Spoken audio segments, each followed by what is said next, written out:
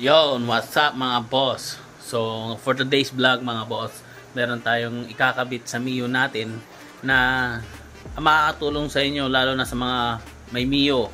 Hindi lang naka Mio 1, pati M3 mga boss. So, ito makakatulong to na magbibigay sa inyo idea kung paano maiwasan ang pagkaputol ng, so bago ko sasabihin yan mga boss, intro muna tayo.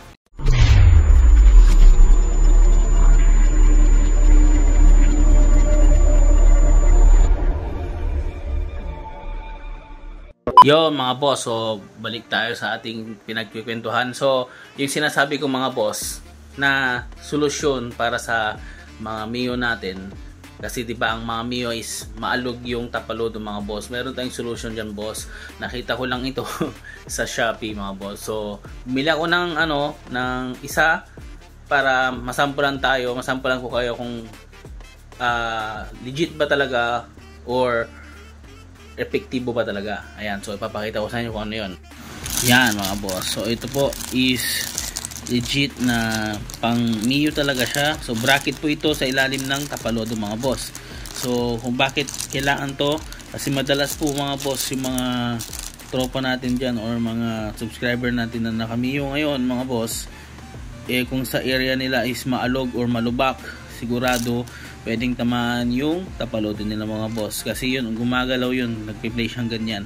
So hindi siya gaya ng ibang motor na naka-fix na hindi siya aalog, hindi siya gagalaw. So yung mga Mio natin is gumagalaw yung tapalodo sa harap. So ito nabili natin pang Mio 1 mga boss. May mabibili rin pong pang M3. Pang Mio 1 ito or sporty, pwede ito sa sporty, pero magpapalit ka muna ng tapalodo mga boss na may butas sa gilid, or butasan mo na lang yung tapalodo mo mga boss. So ito is pang Mio 1. Ayan, may dalawang butas to. So bali ganito ata siya, ididikit. Ayan, ito yung, kung mapapansin nyo yung Mio 1 may butas sa gilid, ginawa talaga yun para sa bracket na to. Ayan o, dito siya ilalagay. So bibili tayo ng tornilyo mamaya para dito. So tignan na lang natin kung paano kakabit to ni Facom Moves mga boss. Ayan siya. So ayan o, 5BB po mga boss. Yan, so mura lang to, nakuha natin sa Shopee. Lagay ko yung link sa description para at least malaman nyo kung saan bibili. So papakabit natin to kasi wala tayong center stand, mahirapan tayo magbaklas ng harap. So doon pwede natin siyang tulungan mga boss. At the same time papakabit ko rin yung Bindex na nabili natin sa tropa, which is second hand yun mga boss. Kinatay na yung Mio niya, 2020 model yung Mio. So kinatay na kasi natuyuan siya ng black. So yun ang kinuha natin mga boss. Hindi natin makuha yung center stand kasi stack up din sa kanya. So ito lang, yung Bindex lang. So papakabit na rin natin yun, sasama ko na rin sa video. And then at the same time ito. So tara na, punta na tayo kay Facom Moves. Kung may ginagawa siya, magantay na lang tayo. Ayan, feather pa. So ito yung sinasabi ko sa inyo. Ayan, umaalog yan, no? Ayan, no? So yung bracket sa ilalim, hindi ko alam kung paano talagang pwesto nito, pero for sure ito yung sa gilid. Ito yung sinasabi ko sa inyo mga boss, may butas. Ayan, so hindi ko alam kung paano siya ikakabit ni Facom Moves. Tingnan na natin mamaya.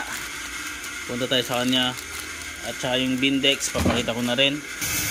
Ito yung Bindex na nabili natin, all goods. Ito lang, tapos ko ito siya. Ayan siya, walang alog. So gumagana lang ng bulitas niya mga boss. Ayan, gagarasaan na lang daw to. Ayan, walang alog. So lalagyan na lang ng gasolina to, sabi ni tropa. So tara na, pakabitan natin to doon. Let's go. Umbak mo na yan. Umbak.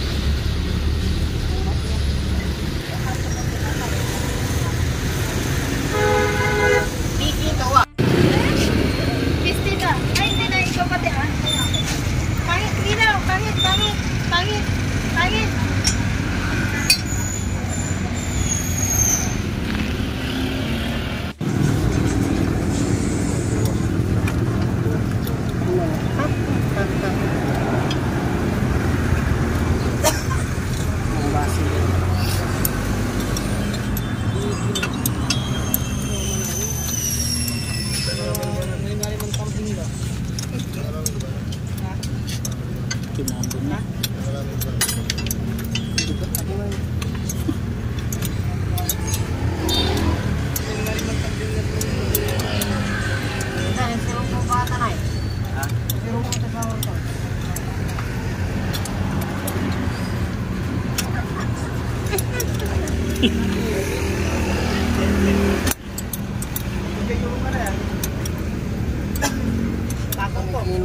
Tutok sa mukha niya.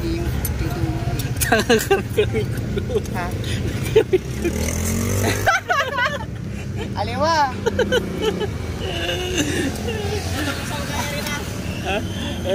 May sinabi siya eh. Dapat ko mamarinig ka. Kasi malaki. Ha? Mahaba. Mahaba pa rin. Sapa. Sapa na lang.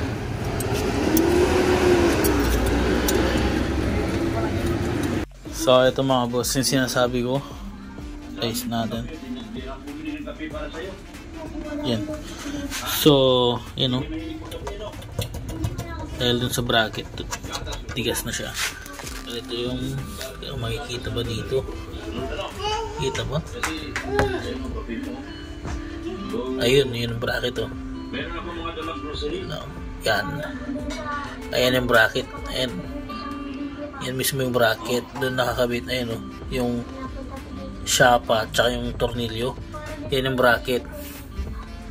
Yung isang kamay nakasuksok doon sa tapalodo. Wait lang, papakita ko. Yan yung ito yung bracket natin na binili. Yung isang kamay dito nakatornilyo. Yung isang kamay naman nakasuksok sa tapalodo. Ayan oh. Ayan. Kaya ganyan siya katibay. Ayan, lagpas yung itsura. Ayan, tibay niya no. Ayan siya nakakabit. Inangan siya. Kulang pa tayo ng bolts. Ayan. Ayan. So palit kayo ng fender ng Mio 1 para mas matibay at hindi masira yung fender nyo na harap. Ayan. Solid. Yun mga boss, so nakita nyo na yung ating bracket sa fender mga boss. Naway sana makatulong sa inyo at hindi na kayo maputulan ng fender sa harap mga boss. Magsisilbing pangpatibay at pang stable ng ating bracket sa ating Mio mga boss. So ilalagay ko yung link sa description mga boss para at least makita nyo agad kung saan kayo bibili nung bracket mga boss. So dito natin na puputulin yung vlog mga boss. Once again, this is Mr. Kamoy, wala si Miss Kamoy. Please like and share, subscribe na rin, and then mag-iwan kayo ng comment kung nagustuhan nyo yung vlog. And then yun, ipag-alam nyo sa karamihan na meron Kamoy TV sa YouTube mga boss. So maraming salamat sa panunod mga boss. Peace out.